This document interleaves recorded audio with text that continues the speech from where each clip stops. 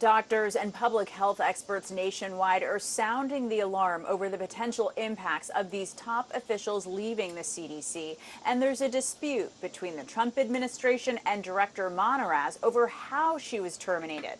Less than a month after she was confirmed by the U.S. Senate, the Trump administration has moved to terminate CDC Director Susan Monarez. The White House said in a statement she's not aligned with the president's agenda of making America healthy again. HHS Secretary Robert F. Kennedy Jr. appeared on Fox News this morning. The agency is in trouble and we need to fix it.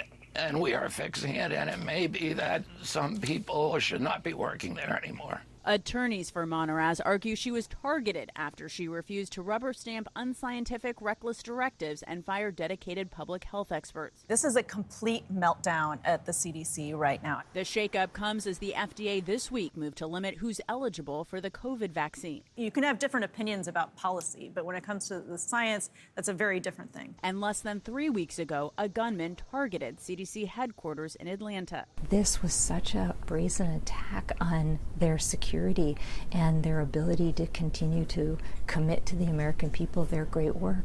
Attorneys for Monarez say she's not resigning and that they're contesting the firing because the notification came from a White House staffer and not the president himself. At least 3 other top CDC officials publicly resigned after the announcement. Dr. Richard Besser is a former acting director of the agency. The entire group of people who resigned yesterday are an important part of the brain trust that works to improve and protect the health of people here and around the world. The chair of the Senate Health Committee, Senator Bill Cassidy, says the departures will require oversight, and ranking member Bernie Sanders is calling for a hearing.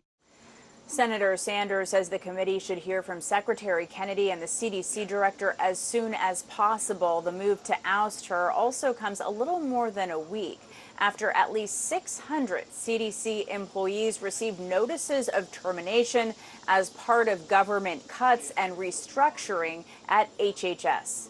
Natalie Brand, CBS News, the White House.